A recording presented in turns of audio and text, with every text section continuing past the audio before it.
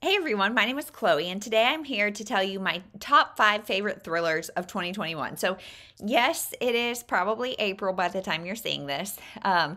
Yes, it is really late. However, I asked some you guys in a vlog or something if you wanted to still see these videos, and some of you said yes. So here we are, better late than never, I guess.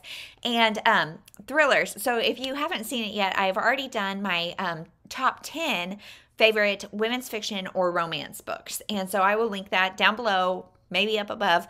So I did that one. And then thrillers is my next favorite genre. And I only have 5 because it's kind of hard with thriller. Like, I feel like I'm more picky with thrillers. And so here we go. Let's just get into the 5. I have 3 of them and I don't have 2 of them. So let's start with the 3 that I have.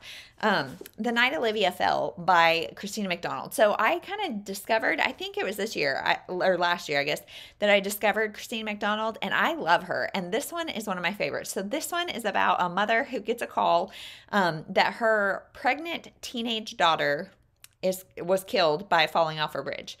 Did she jump? Was she pushed? What happened? Mother-daughter relationships are obviously really close to my heart. I have 2 daughters, and this one just like got me in all the feels and had me wondering what was going on. So this one was really good, and I think sparked kind of my interest in Christina McDonald. And this is my favorite that I read of her this year. Next is For Better and Worse by Margot Hunt.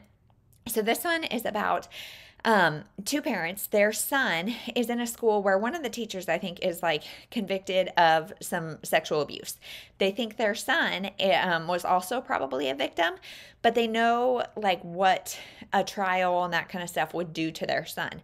So they decide to take matters into their own hands. Mainly the wife decides to take matters into her own hands and commit a murder. So the rest of the book is them trying to cover up this murder. And you guys, to say I was stressed out during this book is like an understatement. I read it so quickly because it's that feeling of like anxiety and stress that is so good, but also not something you want to go on for like ever. And I just want to know like, what's going to happen, and there is just, I don't know, that feel like I almost felt like I was like a part of it. And, I just thought this was really good. So definitely recommend this one. Then this will not surprise anybody. This is on a million people's favorites list, but No Exit by Taylor Adams. So this one, I was really hesitant to go into it. That's why I read it in 2021, not whenever it came out, 2018, I think, because I had heard it was pretty gory. And it definitely is. So this is about this girl who, I can't even remember where she's going. She's going somewhere, but it's a really bad snowstorm. And so she has to stop at this like rest stop. And it says 13 hours, 4 strangers, 1 missing child, no exit. She knows her odds and she'll fight anyway. So this girl, she's a little tiny girl. I think they talk about how petite she is multiple times, but she sees in one of the cars parked in the parking lot that there is a kid in a cage. And so she's like, who in here has a child in a cage? And she's trying to figure it out. She knows that, like, obviously this is not a good person, whoever has kept this child this way. So she is going to fight whoever it is, knowing her odds of, like, winning are not good. And this is a brutal fight. I was so, like, proud of her, but scared for her. And it really, like, was one of those books that was like, what would I do? Like, you're trapped. You can't go anywhere. What do you do? And I loved this book. Honestly, I really, really enjoyed it. So the next 2 I don't have physically, but I loved them anyway, and I want a copy of them. In fact, one of them, I was surprised. I could have sworn I had it, but The Good Sister by Sally Hepworth. So this one is about 2 sisters, one of which I believe is like on the autism spectrum, and the other is trying to have a baby. So she is struggling with fertility, and the sister relationship is just so interesting in this book. And there's a lot of like, who's good, who's bad, what's going on.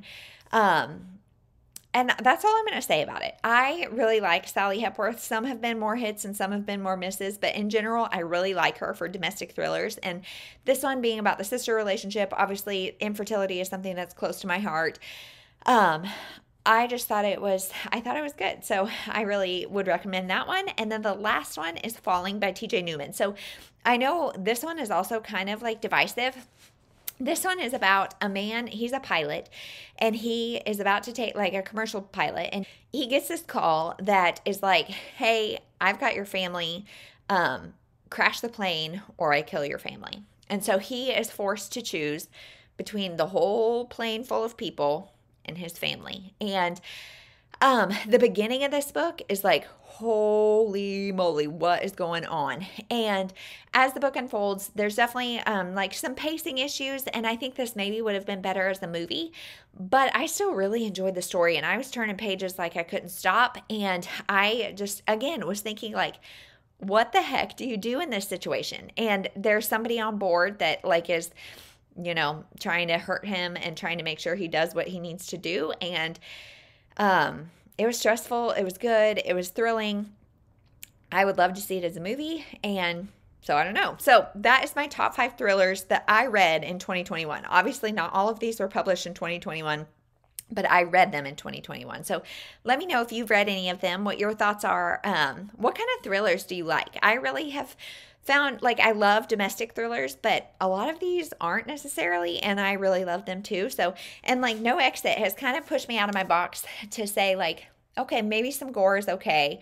I wouldn't like a lot of them, and like those scenes were hard to read, but the overall story was so great. So I don't know. I just love thrillers, and I love kind of that stressed feeling. And so let me know if you've read any of these, and let me know what your favorite thrillers are, and we'll talk to you in the next one. Thank you for watching.